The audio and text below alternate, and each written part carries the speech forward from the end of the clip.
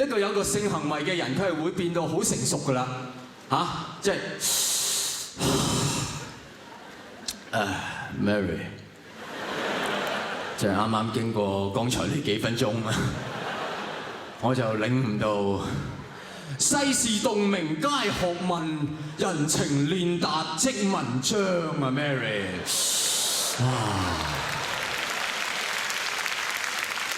即係一個老細就可以同佢嘅員工講：各位，雖然公司面對好大嘅困難，但係大家放心，憑住我嘅性經驗，一定可以帶領大家衝出亞洲。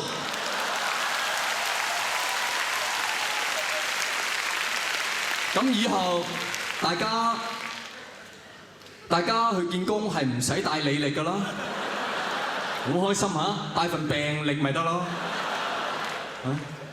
阿陳生，你睇一睇我真係冇10萬蚊，我係唔會考慮呢份工嚇。你睇睇我哋嚟我真係泡菜梅花螺旋槳樣樣有齊。我有5份醫生嘅推介，份份都寫住嘆為觀止。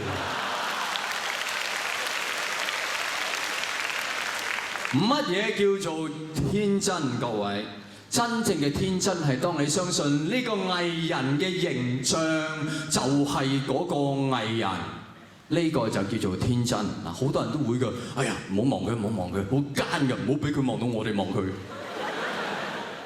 哎呀，嚇死人！做乜坐喺度食麵啊？明明喺套戲度死咗啊佢！最容易發生係咩咧？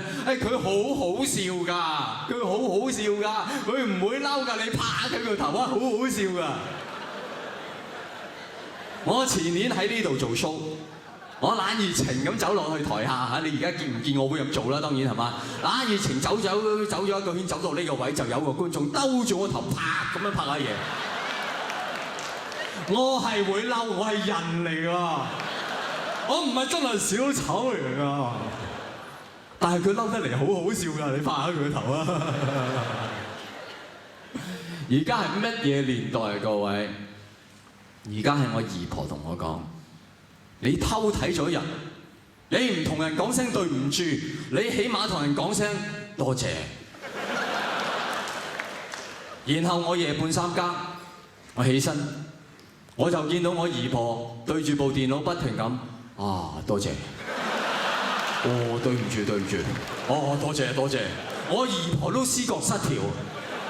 大家明唔明？時代係變咗啦。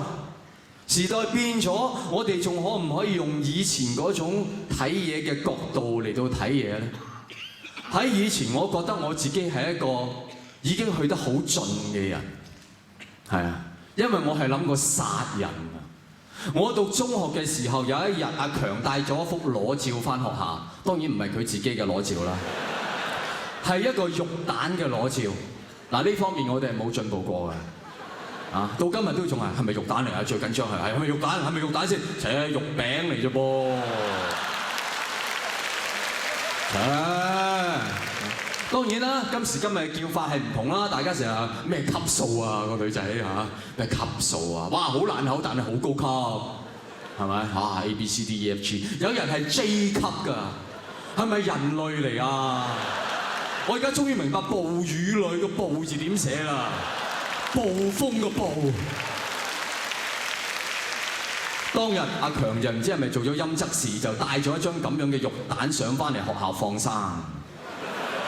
放生咗好耐都未嚟到我嗰度，終於由 A 班傳到我嗰班 F 班，由第一行終於傳到去我嗰行，差4個、3個、2個，就到我前面啊！班長文一接到就企身，阿 Sir 有人傳衰嘢，我告。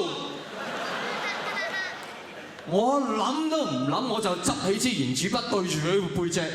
但係當然，我係一個有文學根底嘅人。一個名詞阻止我咁樣做，有一個武俠小説裏面常用嘅名詞滅門。呢個並唔係一條人命可以解決嘅問題。你搞彎我個肉蛋，我要你舉家上下3妻大一口過唔到你㗎嘛？有冇搞鬼錯啊？你做咩啊？而家仲有冇任何一個中學生會為咗一幅相咁緊張。我識得一個中一定唔知中二嘅中學生，佢一知道我係一個真正嘅電腦文盲之後咧，佢俾咗4個網址俾我。佢話呢個可以睇相，呢個可以睇片，呢個有啲植物，呢個有啲動物咁啦。你自己執生啦，咁大個人。仲喺前幾年就各位喺旺角，我唔知而家仲有冇啊嚇。前幾年聽講喺旺角咧，時不時有個人仲會大聲嗌：埋嚟睇，埋嚟睇，100蚊10隻，100蚊10隻，100蚊10隻小電影。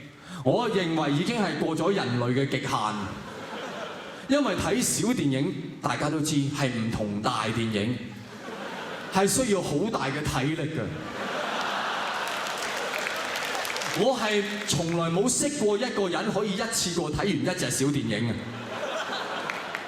嘅。有冇？如果有嘅説話，你可以參加東亞運動會嘅。我呢啲身體咁弱嘅咧，100蚊10隻我睇成年㗎啦。然後呢個中學生俾我睇一個黑盒，我唔知佢咪喺飛機度偷嚟嘅。哇！裡面有400隻小電影，未壓縮，壓縮埋會有800隻。呢啲咁嘅黑盒佢有3個。324，佢有2400個壓縮咗嘅肉蛋，夠佢睇到大學畢業。畢業咗之後再讀埋，想去讀埋博士。個問題係佢讀博士之前，佢仲邊有時間讀書咧？我同佢講話，細佬，你咁搞唔係辦法㗎喎。你唔讀書，你大個做乜嘢啊？我切，怕咩啫？咪做政府工啦，去環保署做。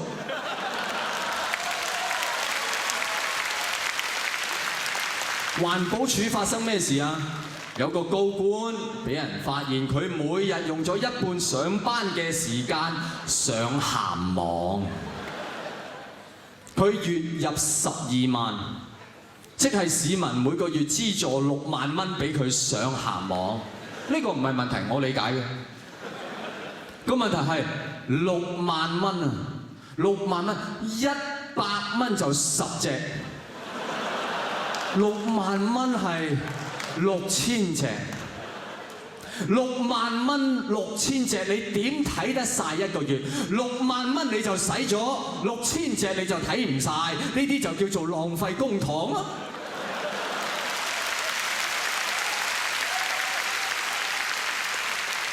呢個都唔算荒謬，最荒謬就係不斷有人要求佢解釋，點解佢要咁樣做？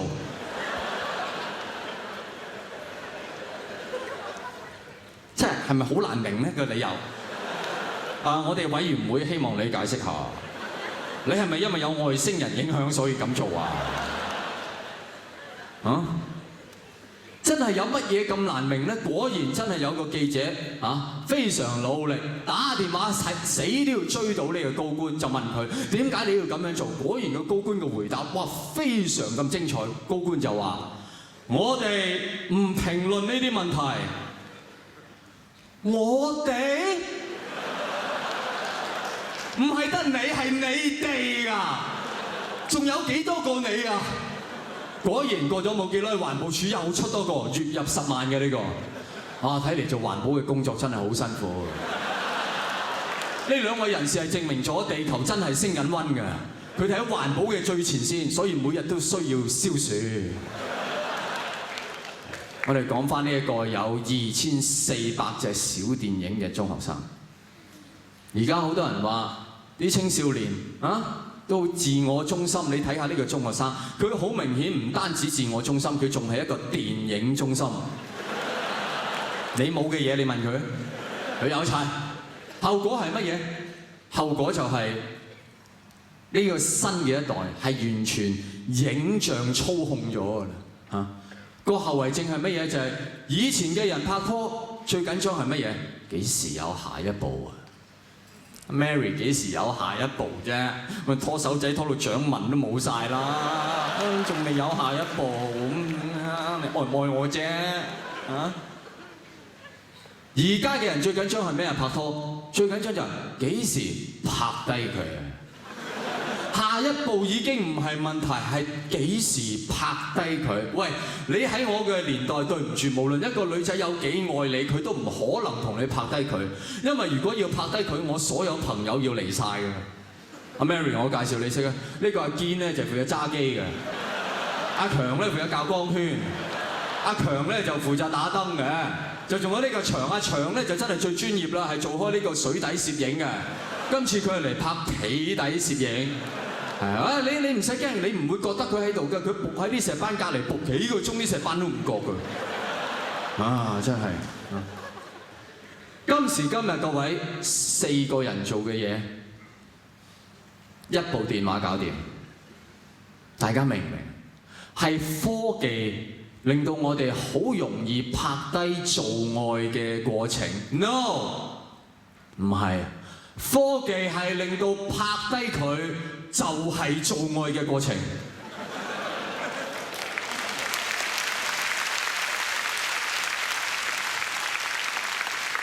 你有冇睇過啲自拍片？18個角度，仲邊有時間做咧 ？Mary， 好住，呢個 pose 好好，唔好喐。上啲，落翻啲，係咪輕好啲嚟。1、2，哎呀！你個頭阻住我啊！你成日阻住我咁樣點樣做啫？係咪啊？你望住嗰邊啊！1、2，啊對唔住，聽個電話先。喂，邊有得做係咪？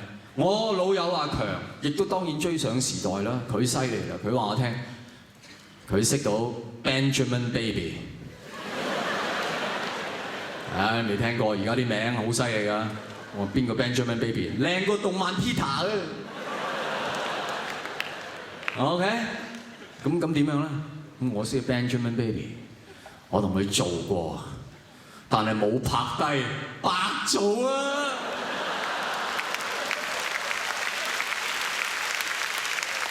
我話強，你係咪人嚟㗎？你俾人聽到，你幾難聽咧嚇？點解白做？你做咗點會白做咧？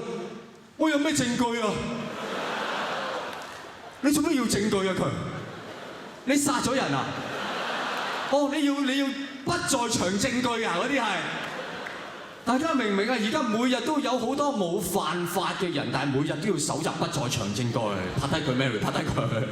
但係最荒謬嘅係，好多真係犯咗法、性暴行嘅罪犯，之所以俾人拉到，就係因為佢哋自己驚冇證據拍低佢。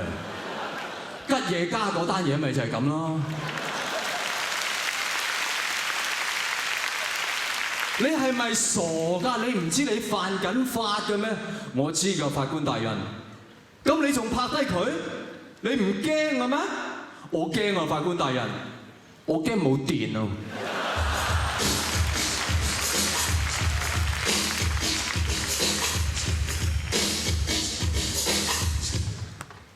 喺我成長嘅年代，我哋好中意做一樣嘢，叫做寫日記。嗰陣時，我哋寫日記咧，會寫喺一本簿度，而嗰本簿咧係有鎖嘅。係啊！你唔好講係啊，證明咗你同我呢個年紀㗎啦。其實我係講緊我上2代㗎。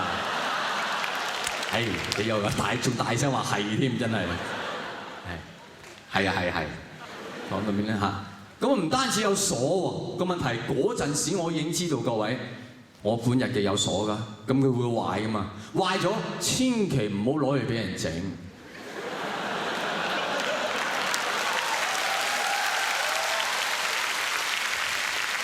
因為我係試過，我攞去俾個開鎖佬整完佢同我講，其實你本日記啊唔使整鎖都得啦，唉，嘥鬼曬我啲時間啦。冇嘢睇嘅真係，我呢世人同我阿媽鬧交鬧得最勁一次就係咩咧？因為佢睇我本日記，哇同佢係咁鬧到決裂咁滯啦。然後我阿媽講咗一句説話，我就唔鬧啦。我阿媽話：我唔睇過你本日記，我點知你偷咗我60蚊啊？佢講得出呢句説話，我知道我計劃就完成。我係偷咗600蚊。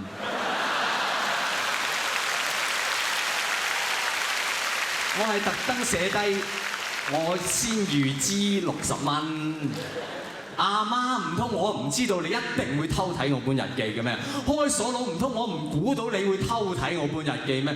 唔通我會直接喺我本日記度寫低我愛上了歷史老師 Miss Yang 咩 ？Miss Yang 花名係楊貴妃，因為佢同楊貴妃一樣淨重140斤。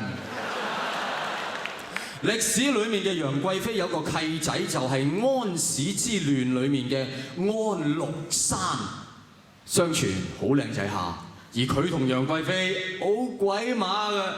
嗰陣時我就認為我就係安祿山，因為楊貴妃成日借啲意就叫我留堂，無非係強迫我同佢約會啫。後來楊貴妃又改咗叫阿強留堂，咁唔通我就會喺本日記簿度寫低原來歷史老師只是玩弄我 ？No， 唔通我會直接發泄我以後不會和我重過我的人談戀愛 ？No， 你只會睇到好輕描淡寫幾個字嚟到形容呢個事件。安史之亂純屬虛構。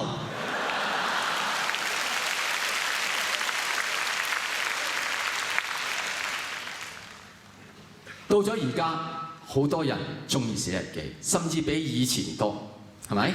但係啲人唔會喺本簿度寫，佢哋會喺個網上面寫嚇。佢唔會怕你睇到，佢驚嘅係你睇唔到啊！係啊，我睇過一個網誌，我印象好深刻。有一個男人，佢話佢睇到影評話一套電影好感人，所以佢買咗2張飛去同佢老婆去睇，佢睇睇下就喊咗出嚟，唔係感動到喊，佢係話難睇到喊。但係主要唔係因為難睇，而係因為俾咗2張飛嘅錢，嘥晒啲錢，佢就喊咗出嚟啦。喺以前我哋都好多因為啲戲唔好睇而覺得好憤怒嘅人，嗰啲憤怒嘅人套戲唔好睇，佢會點？佢會望住自己張凳，然後就懟佢嗰凳。哇！張凳係從來都唔明白嘅，我坐得你唔舒服咩？唔係啊，嗰度唔好睇，你割我啊！即係爸唔中意阿媽就打個仔，個仔係從來唔明白。有啲更加憤怒嘅人會點啊？睇套戲唔好睇，對住個銀幕會話：出嚟，出嚟啊！導演出嚟！即係好多人係覺得個導演係會匿埋喺個銀幕後面嘅。哇！今日我唔出去啊！今日。喂，你睇戲覺得套戲唔好睇而覺得好憤怒，我係好明白。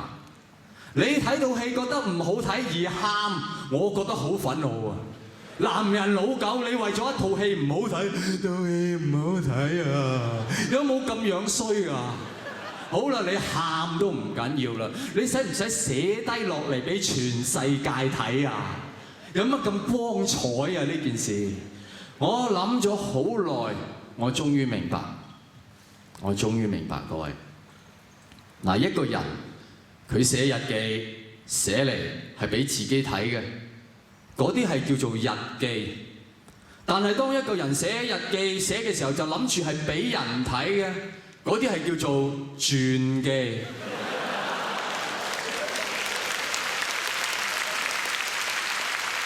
喺以前只有勁人猛人拿破崙、孫中山先至可以寫傳記，而家你識寫字，你識打字，你就可以寫傳記。而因為你寫得傳記，你就覺得我係一個傳奇。如果唔係，你點解釋？你會將你早餐食嗰個餐蛋麵拍低佢，然後 post 上網俾全世界睇。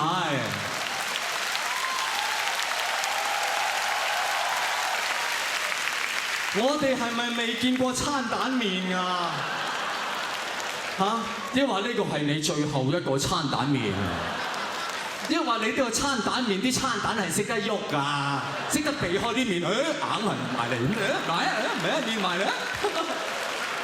No， 係因為你係一個傳奇㗎。哇！孫中山食過嘅餐蛋麵喎。然後你又成日見到有啲人 post 一啲相上網，幾十人嘅攬頭攬頸，笑口噬噬，冇一個你識嘅，冇一個係靚嘅，有乜咁值得公開咧？啊？地下組織、紅花會、反清復明啊！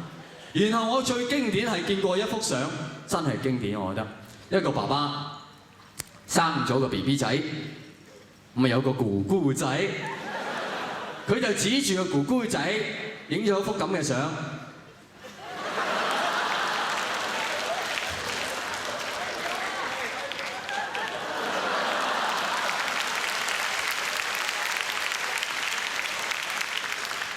好罕有㗎，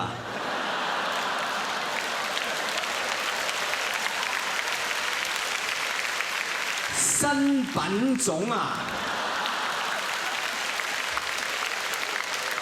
阿爸爸，你明唔明？你呢一幅姑姑相唯一值得公開嘅地方，只有一個理由，就係除非你本身係冇姑姑啊！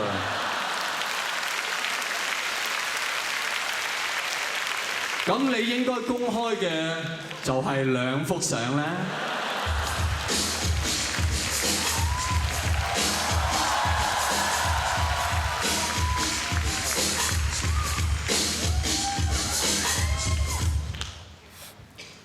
喺以前咧，我一路都覺得咧，人生最無奈嘅事咧，就係當一個人佢心裏面有好多説話要講。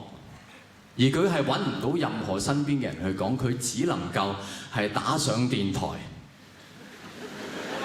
俾粉碎了的粉紅色的心的節目主持人世華哥。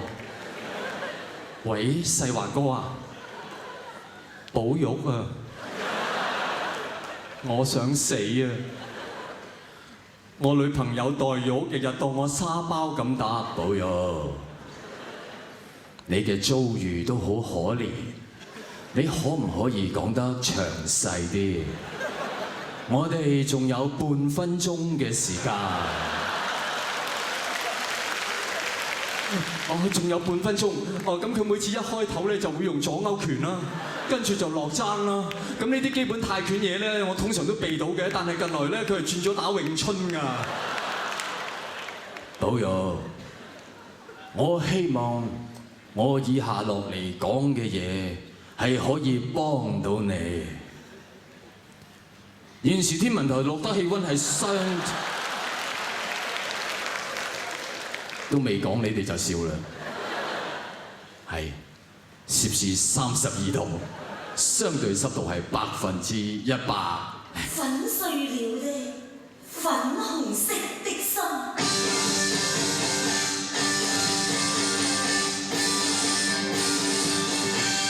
新正頭大年初一，恭喜發財，恭喜發財！又係我世華。首先我哋睇下電話裡面嘅係邊位？喂，世華哥啊，保育啊！阿黛玉已經冇打我，佢識咗第二個，我想死啊！保育，新年流流唔好講個死字。你想講個死字，你用個財字嚟到代替佢。你唔好講死神，你講財神。啊！你想死，你話你想發財。世華哥，我好想發財。我咁大個人，從來未咁想過發財。保佑！新年流流你想發財，咁呢首歌就啱晒你啦，送俾你財神到。財神到，財神到，小心過馬路，得到去睇戲你，時辰就到。今時今日，如果你仲有啲心裡面嘅事要講，你使唔使仲打上去電台？你唔使㗎啦，你可以自己喺網上面開一個電台，自己玩晒，自己做 DJ。寂寞神規俱樂部，冇錯，又到咗寂寞神規俱樂部嘅時間。我係你哋又寂寞又神規嘅會長寶玉，首先我哋一齊唱一次會歌先啦。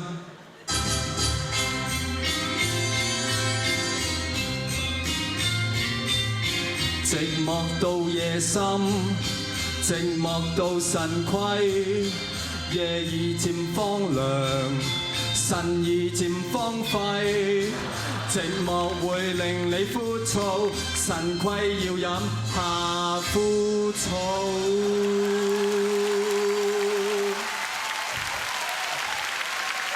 咁跟住落嚟呢，就係我寶玉同大家講下我嘅心事嘅時候啦。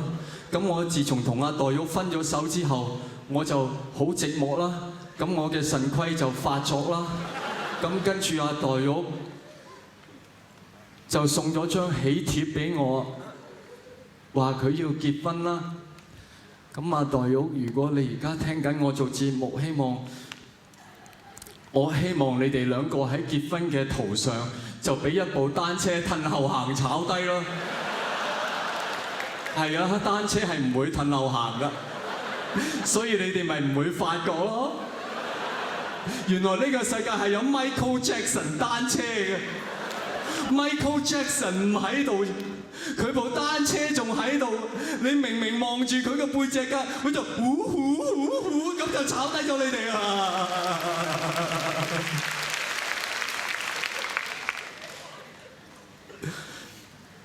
你結婚，你仲寄張喜帖俾我喎？咁你知唔知你會喺邊度俾人炒低啊？喜帖街啊！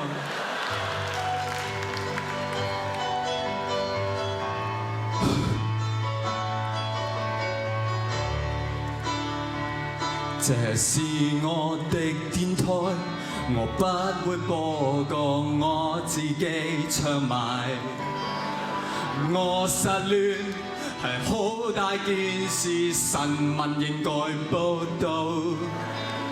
各位朋友，我好慘啊，嗰部單車褪後行啊，結婚啊，恭喜發財財神到，愛到腎虧冇着數。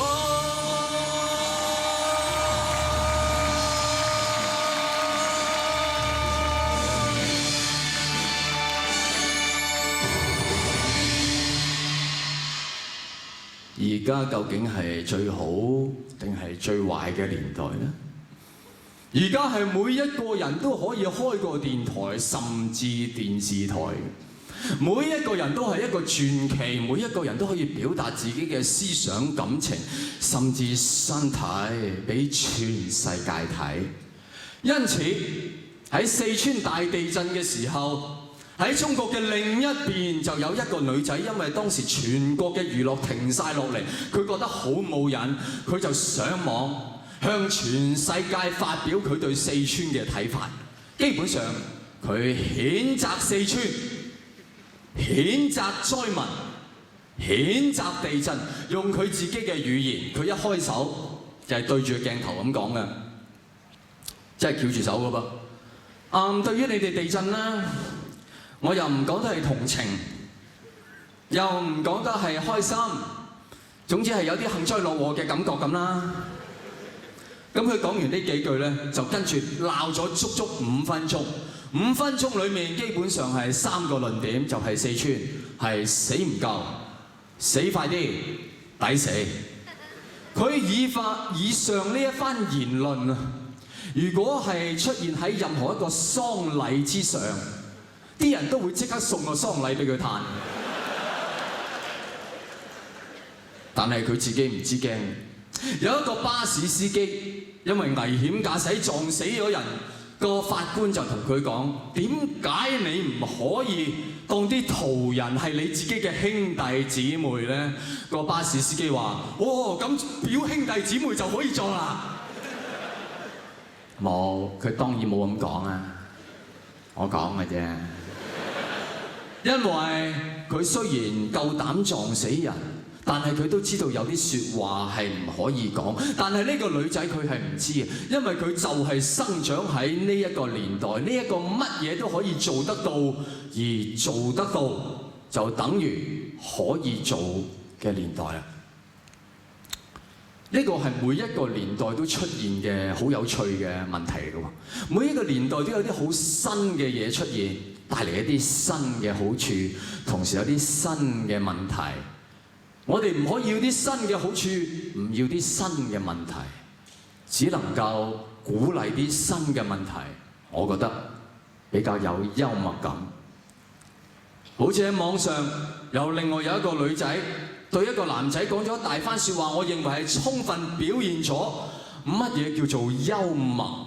嗱，為咗表揚佢，我讀一小段俾大家聽，作為我呢個節目嘅結束。多謝，多謝。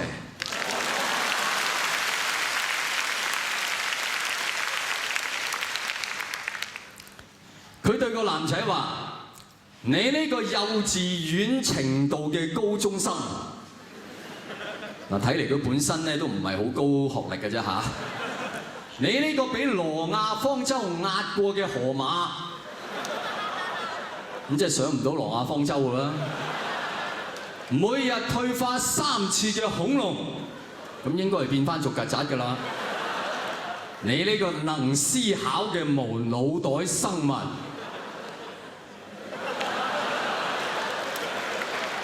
有啲人可以靠大髀思考嘅，好難。你呢個被毀容嘅麥當勞叔叔，哇！我仲以為麥當勞叔叔已經毀咗型。只要你扮有型，可以立刻解決人口膨脹嘅問題。只要你抬起頭，臭氧層就會穿窿。手榴彈見到你，情願自爆。我最中意佢以下呢一句：你去過嘅名勝，全部會變成古蹟。你去過嘅古蹟，全部會變成歷史。我輪迴18次都冇做過好事，我先至會識到你。你要自殺，唔好留低屍體，污染地球。多謝。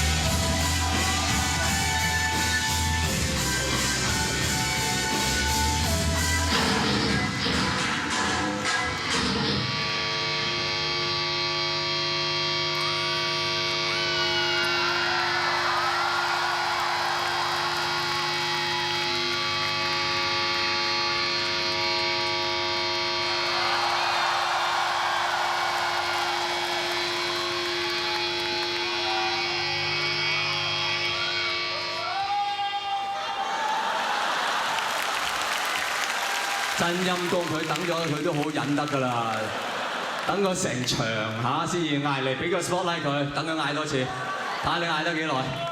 啊，係咧，唉，俾啲掌聲佢。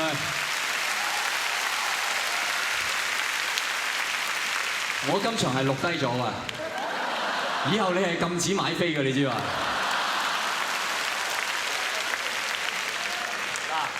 各位。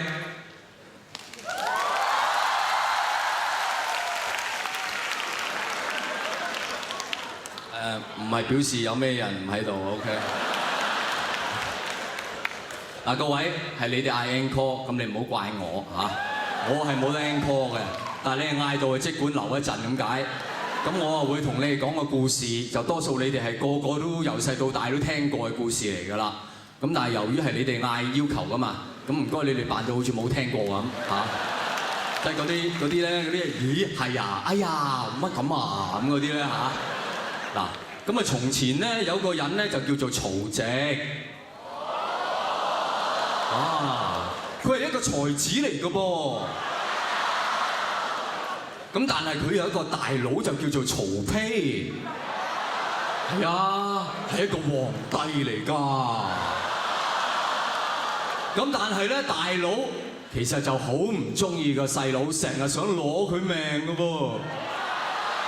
唉，好殘忍啊！咁終於有一日真係啦，個大佬就捉到佢啲把柄，就借啲意，哦，細佬你死啦，你咁樣，唔緊要啊，細佬，你才子嚟㗎嘛，你能夠行7步作首詩出嚟，大家咪無數咯，點得啊，係咯？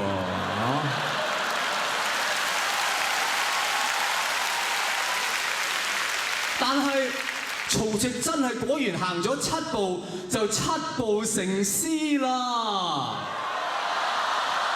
仲救返自己條命，唉，真係難得啦，各位。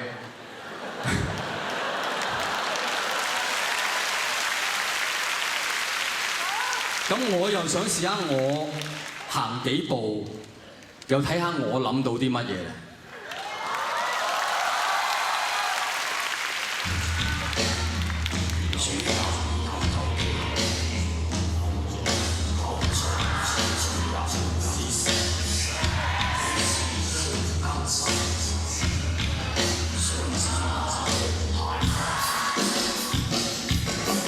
呢個世界就係要你7步成詩，好短時間諗到點拆，只係 ABC。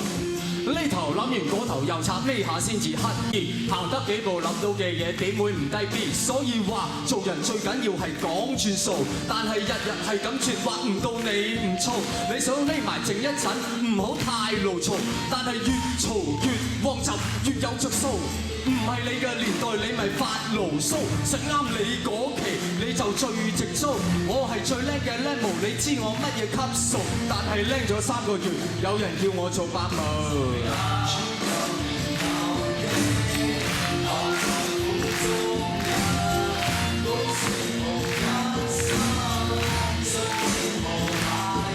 一個人傻下傻下行到呢一度，行到呢一步，唔容易做到。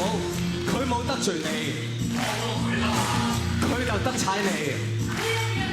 總之為人哋開心咪做下熟瓜，你又無謂逼我做人渣。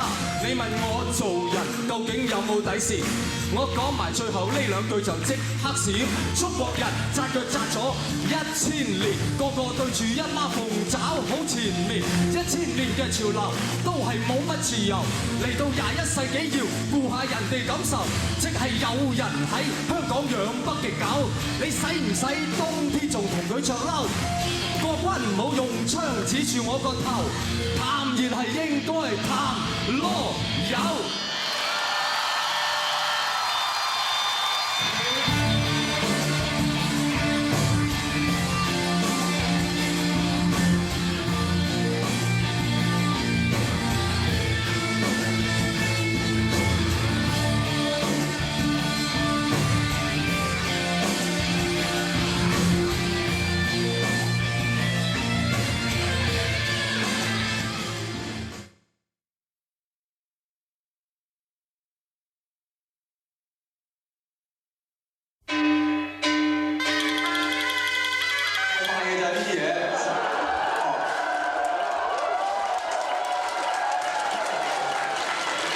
你哋係咪搞錯？你以為閃尾咧？兄弟嘅老婆。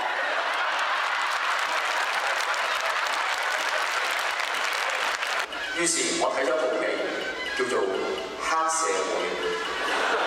點結婚啊？咁樣兩個，你愛兄弟嚇，愛老公啊嘛，係嘛？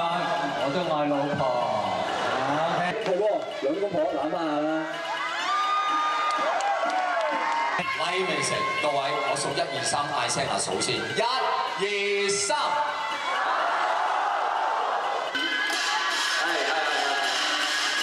唔使勉強㗎，只不過你唔俾我，你又唔走咁解嘅啫嘛。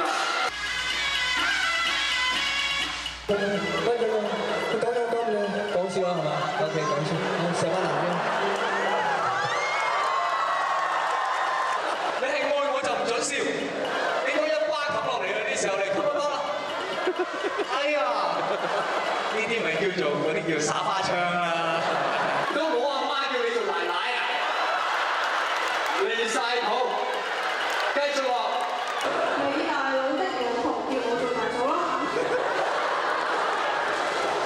個係寫住你大佬的老婆，我叫大嫂喎。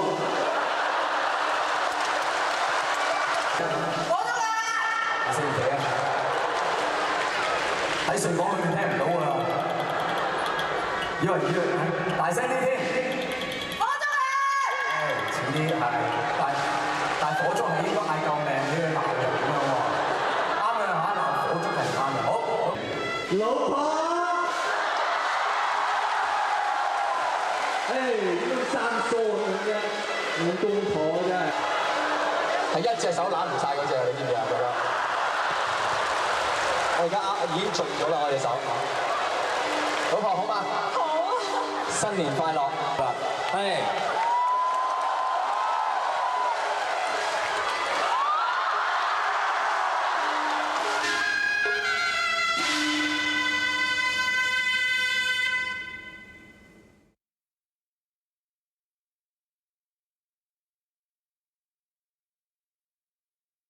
唔記得咗，就嚟係中秋節啦。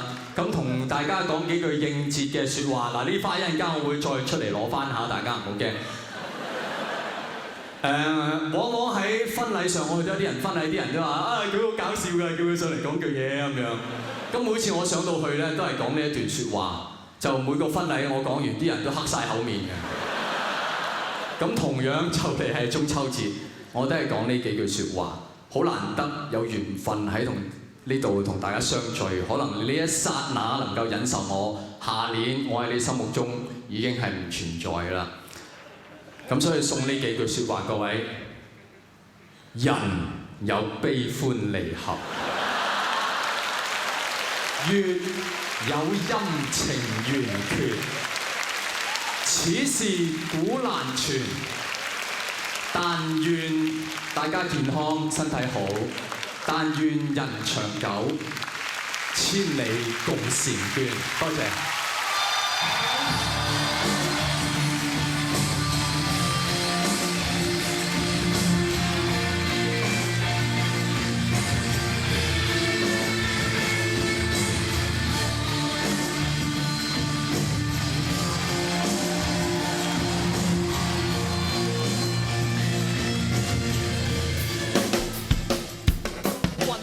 世界就係要你七步成詩，好短時間諗到點變，只係 ABC。呢頭諗完佢嗰頭又變，呢下先至刻意行得幾步，諗到嘅嘢點會唔低 B？所以話做人最緊要係講轉數，但係日日係咁絕屈唔到你唔燥。你想匿埋靜一陣，唔好太牢嘈，但係越嘈越旺就越有着數。唔係你個時代，你咪發牢騷，食啱你嗰期你就最直租。我係最靚嘅靚模，你知我乜嘢級數？但係靚得3個月，有人叫我做白老。煮夠年鬥機，鬥在苦中人，本是同艱辛，相煎何太急？一個人傻下行到呢一度，行到呢一步，唔容易做到，佢冇踩到。